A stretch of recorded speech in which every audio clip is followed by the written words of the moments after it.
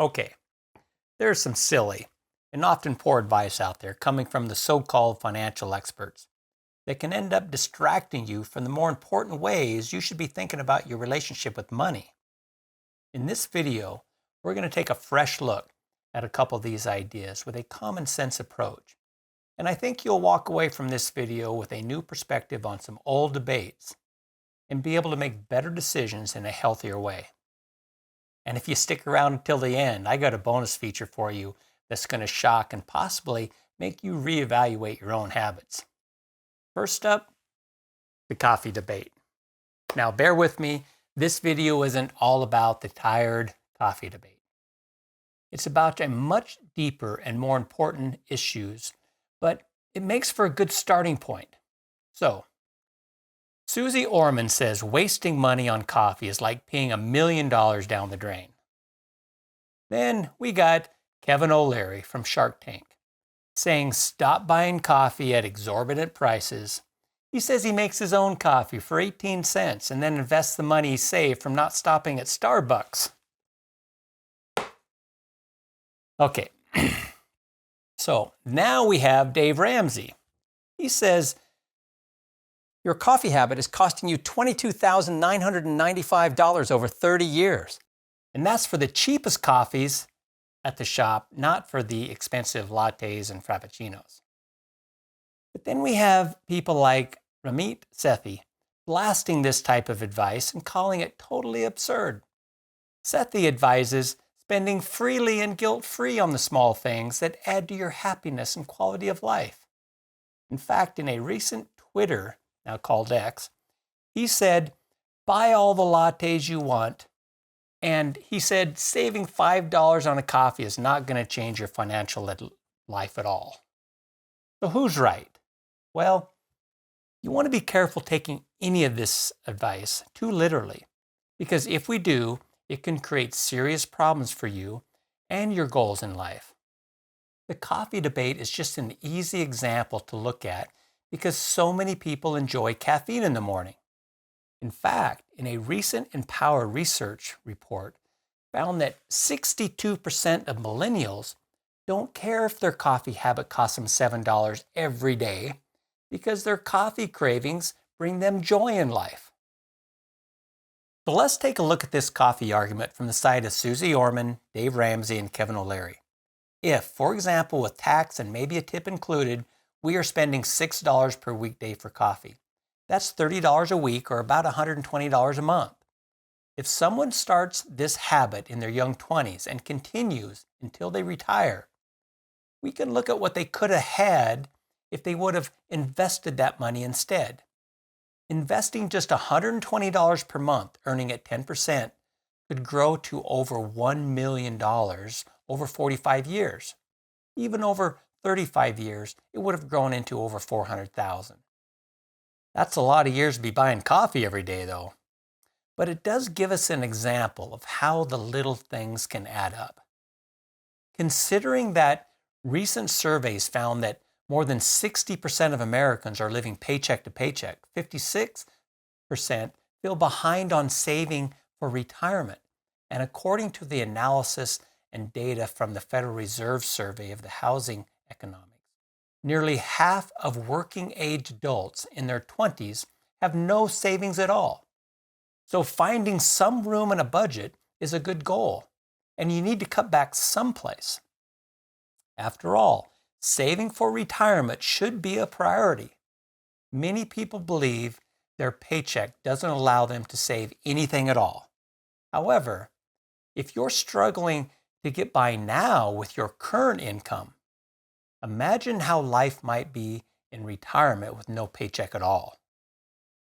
Retiring broke, relying on Social Security for your survival should not be a fallback plan. While it may be difficult to find room in your budget to build a retirement fund now, you have zero chance of ever having a nest egg if you never try at all. But should we focus on the little things like coffee and eating out, or the bigger purchases like upgrading cars that we drive? Well, it depends. Whether we accept it or not, our personal spending habits are usually tied to our emotions and our sense of self. But what if you tracked where every dollar goes for a couple months? I bet you would be surprised how much all the little things add up. The little things are different for everybody, but they include expenses like maybe coffee, energy drinks, soda, bottled water, junk food, tobacco, late fees, overdrafts, dining out, happy hour maybe, adding needlessly to your wardrobe, and a long list of other things. Maybe it's even emotional spending and impulse purchases for things you didn't truly need. The thing is, all the little things can really add up to something really significant. Most people can find some real savings there, allowing them to cut back and start investing. So we don't want to just ignore the opportunity to look at the little areas where we might be able to cut back without it affecting our happiness. Thus, I guess we can say that Susie, Dave, and Kevin have a valid point to consider. On the other hand, the bigger purchases in life tend to be the biggest wealth killers. Buying too much home for your income can be a serious mistake. It may stretch your budget too thin, preventing you from saving and investing. The larger the home, the higher the associated expenses, and it can end up damaging your net worth rather than helping it.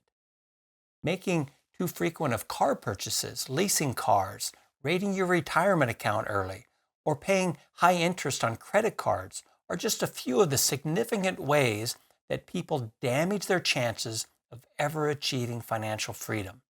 Just one major mistake in these bigger areas can wipe out many years of foregoing some of those smaller purchases.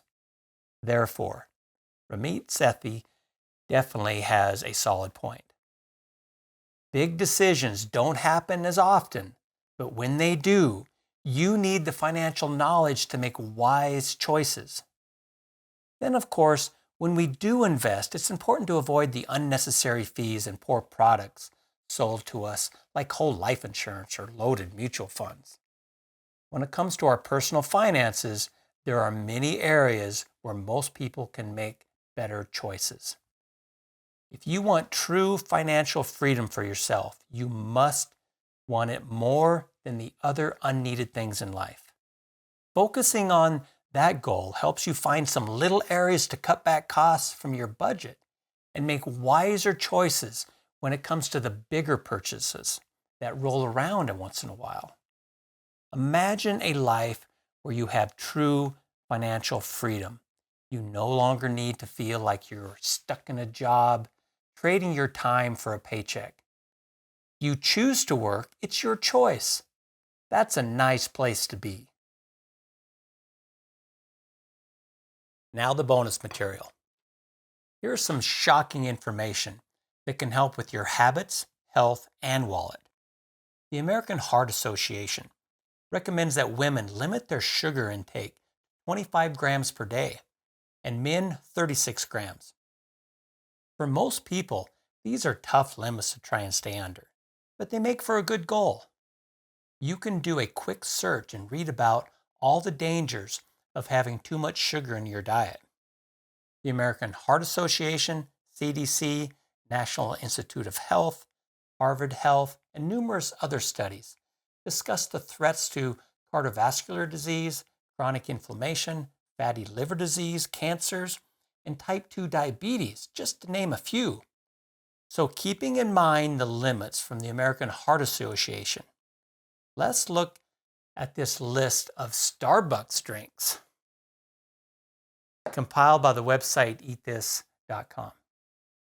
Many of the frappuccinos have 50 to over 70 grams of sugar in just one 16-ounce coffee. And then there's some of the other coffees with 50 to 72 grams of sugar in a 16-ounce serving. Heck, even their chai tea latte has 42 grams of sugar. Let's just use an average of 55 grams of sugar in one of these 16-ounce drinks. In just 15 days, you would have dumped over 1 quart of sugar into your body. Not to mention all the fat and calories that go along with it. That doesn't sound very healthy to me. A 16-ounce black coffee, if it was black, has 0 sugar and 5 calories. So I'm not sure why people call these types of drinks coffee. I mean, come on. An entire cup of vanilla ice cream only has 28 grams of sugar.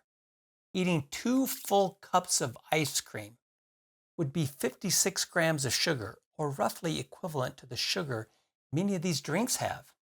I guess I could add a few coffee beans to my great big bowl of sugar and tell myself I'm having a coffee. Now, I eat ice cream once in a while, but it's just an occasional treat. I realize that if I care about my health, I shouldn't be having things like this very often, and certainly not every day. Of course, it's not just these high-calorie, high-sugar coffees. Many people grab an energy drink, but just one 16-ounce Monster energy drink contains 54 grams of sugar. Many other energy drinks are just as bad. If you prefer Coke or Dr. Pepper, one 16-ounce bottle has over 50 grams of sugar again. So, if you are someone that consumes these types of beverages, maybe thinking about your health can make it easier for you to cut back on some of these little everyday expenses. Because the primary reason you would be doing it is for your health, and the saving of money is just an added benefit. Then it's kind of a win-win situation. Take care of your health and save money. Thank you for watching. I'm going to have some ice cream. Please hit the like button, subscribe, and leave your comments below.